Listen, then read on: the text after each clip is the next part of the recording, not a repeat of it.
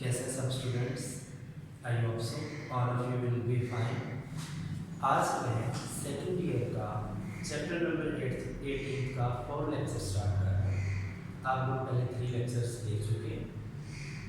हम basically reproduction in man को discuss करते थे। लास्ट टाइम मैंने मेल रिप्रोडक्टिव पार्ट आपको पढ़ाया था। आज हम डिस्कस करेंगे फीमेल रिप्रोडक्टिव पार्ट।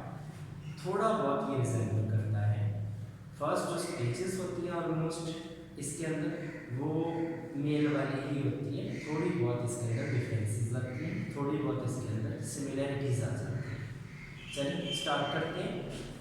सबसे पहले फीमेल रिप्रोडक्टिव पार्ट सिस्टम या पार्ट के अंदर कौन कौन सी चीज़ें इन्वॉल्व होती है। ओवरीज का एक पेयर मौजूद होता है, ओविडक्ट, यूट्रस और एक्सटर्नल जेनिटेलिया। ये तो थे पार्ट्स फीमेल रिप्रोडक्टिव पार्ट के।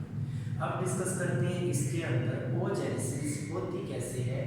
बेसिकली ओजेनेसिस कहा जाता है फॉर्मेशन ऑफ एग, उसके लिए टर्म यूज होती है ओजेनेसिस। एग की फॉर्मेशन को आप क्या कहते हैं, ओजेनेसिस का लेते हैं। फीमेल के पास ओवरीज का एक पेयर मौजूद होता है। फिर सबसे पहले इसके अंदर ओवोनिया बनते हैं। मेल के अंदर आपने जिसे स्पर्मेटोगोनिया कहा था, यहाँ पर हम ओवोनिया कहेंगे क्योंकि फीमेल है। ओ का मतलब एग होता है। इसके अंदर फॉलिकल्स प्रोड्यूस होने हैं, एग्स प्रोड्यूस होने हैं, सो टर्म ओवोनिया यूज होती है। फीमेल की जो जर्म सेल है ओवरीज की, जैसे मेल के आपने कहा था टेस्टिस की जर्मिनल एपिथेलियम, उसके अंदर माइटोसिस हुई थी, उसके नतीजे में सेल पैदा हुए थे, आपने स्पर्मेटोसाइट कहा था। फीमेल की ओवरीज के अंदर, ओवरीज की जर्मिनल एपिथेलियल लेयर के अंदर माइटोसिस हुई। उस माइटोसिस के नतीजे में बहुत सारे सेवरल ओवोनिया प्रोड्यूस्ड, बहुत सारे ओवोनिया पैदा हुए। फिर प्राइमरी ओसाइट, ओवोनिया के अंदर फर्स्ट मियोटिक डिवीजन होगी। अब मियोसिस हो रही है, ऊपर माइटोसिस हो रही है। उस मियोटिक डिवीजन के नतीजे में ग्रुप ऑफ फॉलिकल्स बने, फॉलिकल का एक ग्रुप बनता है। Next secondary oocyte, primary oocyte के अंदर मियोटिक डिवीजन हुई। उस मियोटिक डिवीजन के नतीजे में हैप्लॉइड सेकेंडरी ओसाइट बने और साथ फर्स्ट पोलर बॉडी बनी। वो उधर जाकर आप डायग्राम के अंदर बताओ। दोबारा से रिपीट कर रहा हूँ। प्राइमरी ओसाइट के अंदर सेकेंड मियोटिक डिवीजन हुई। उस मियोटिक डिवीजन के नतीजे में हैप्लॉइड सेकेंडरी ओसाइट बना और 3 फर्स्ट पोलर बॉडीज बनी। नेक्स्ट ओसाइट, सेकेंडरी ओसाइट के अंदर मियोटिक डिवीजन हुई। ये मियोटिक डिवीजन कब तक होनी है, मेटाफेज तक होनी, यानी कंप्लीट मियोसिस नहीं हो। इसके नतीजे में आपके पास क्या बन जाता है, oocyte. The until oocyte fertilised by sperm, ये तब तक आपके पास मियोसिस कंप्लीट नहीं हो जाती जब तक उसे स्पर्म नहीं मिल जाता, फर्टिलाइजेशन नहीं मिलती। अगर तो फर्टिलाइजेशन नहीं होती, स्पर्म नहीं मिलता, तो ओसाइट वहीं पर अपनी मियोसिस को स्टॉप कर देगा। अगर स्पर्म मिल गया तो अपनी मियोसिस को नेक्स्ट कैरी आउट करेगा। अब फीमेल के अंदर ओव्यूलेशन होती है, डिस्चार्ज ऑफ ओव्यूल। एग का डिस्चार्ज होना ओवरी से ओव्यूलेशन कहलाता है। The discharge of egg from the ovule is called ovulation. ये वाला क्वेश्चन ऑलमोस्ट मेल से रिसेंबल कर रहा है। डिफरेंस ये आ रहा है कि इसके पास 3 polar bodies P1।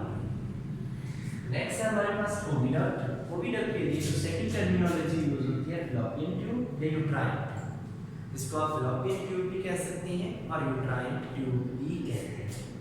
Uterine tube किसको लेकर रखती है, यूट्रस, जहां पर फर्टिलाइजेशन होकर ज़ाइगोट इम्प्लांट। यूट्राइन ट्यूब के प्रॉक्सिमल एंड पर, फैलोपियन ट्यूब के प्रॉक्सिमल एंड पर फर्टिलाइजेशन होती है। एग और स्पर्म मिलते हैं, ज़ाइगोट बन जाता है। वो ज़ाइगोट इम्प्लांट किसके अंदर जाकर होता है, यूट्रस के। फर्टिलाइज्ड ओव्यूल, जिसे आपने ज़ाइगोट भी कह लेंगे, वो कहाँ पर बन जाएगा, यूट्रस के अंदर जाकर स्टेबल हो जाएगा। फिर प्लेसेंटा निकलेगा, जैसा कि हमारी मदर के साथ कनेक्शन था जब हम अपनी मदर के पेट के अंदर थे।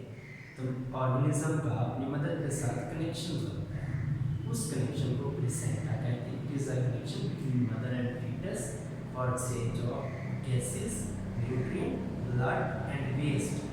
जो डेवलपिंग साइकोट है उसको फूड चाहिए, उसको गैसेस एक्सचेंज करना है, उसको न्यूट्रिएंट लेने हैं, उस मकसद के लिए मदर और फीटस के दरमियान कनेक्शन बना है, जिसको आप प्लेसेंटा का भी नाम देते हैं। नेक्स्ट एक्सटर्नल जेनिटल है, फीमेल के अंदर वेजाइना कहलाती है। यूट्रस और वेजाइना के दरमियान एक सर्विक्स होती है। ये बेसिकली ओपनिंग क्या है, दरार है, एक स्पेशल काइंड की ओपनिंग होती है यूट्रस और वेजाइना के दरमियान, जिसको क्या कहते हैं, सर्विक्स का नाम देते हैं। फिर मैंने बताया यूरिथ्रा और वेजाइना ये दोनों इंडिपेंडेंट ओपनिंग रखते हैं, यूरिथ्रा की भी और वेजाइना की। इंडिपेंडेंट ओपनिंग होती है एक्सटीरियर वेजाइना, बाहर की तरफ। ये तो था हमारे पास फीमेल रिप्रोडक्टिव पोर्शन, जिसकी डायग्राम देखें। सबसे पहले आपके पास बन रहा है ओसाइट। ओसाइट के अंदर ये आपको शो करवाई गई है, दिखाया जाता है आपका माइटोसिस के नतीजे में ओसाइट बना, मियोसिस 1 में, मियोसिस 1 के नतीजे में आपके पास सेकेंडरी ओसाइट बना और एक पोलर बॉडी। एक बात ध्यान में रखनी है, ओसाइट का साइज या एग सेल का साइज आपने बड़ा दिखाना है और पोलर बॉडी का साइज आपने स्मॉल शो करना, फर्स्ट पोलर बॉडी।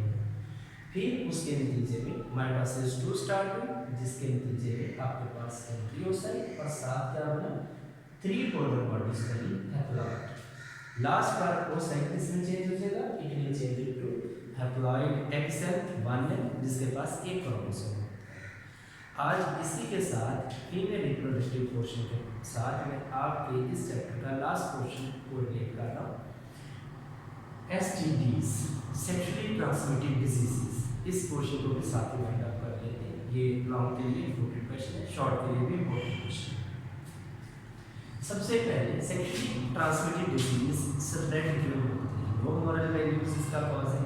इसका कॉज लोगों के अंदर ठीक से गाइडेंस ना होना, लोगों को अवेयरनेस ना होना कि सेक्सुअल डिजीज के कॉज क्या है।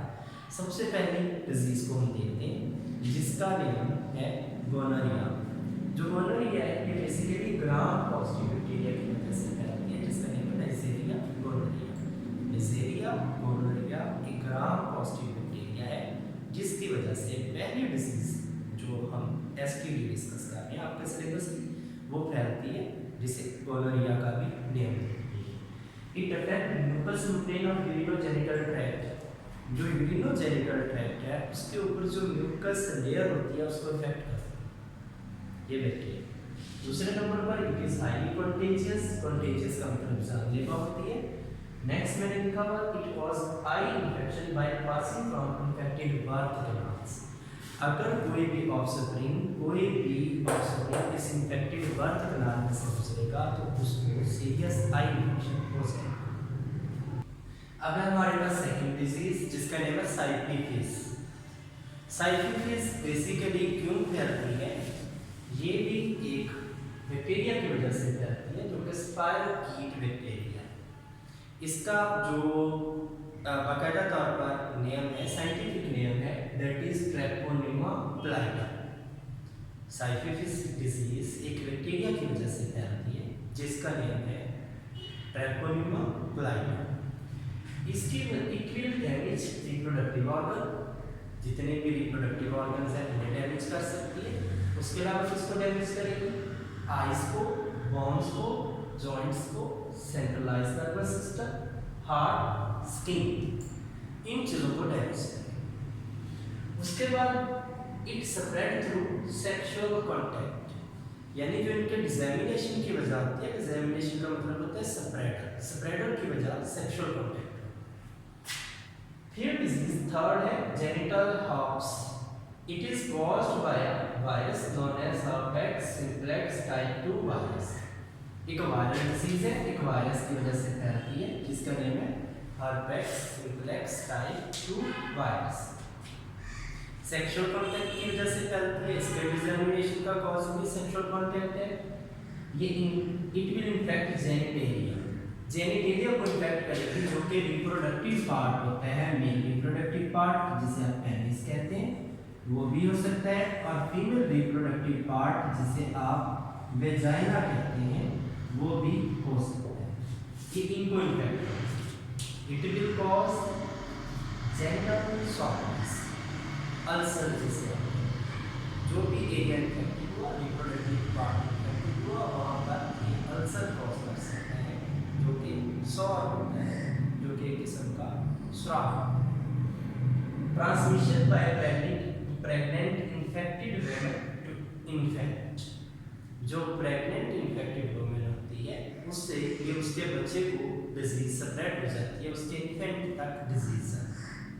It will damage eyes and centralise nervous system.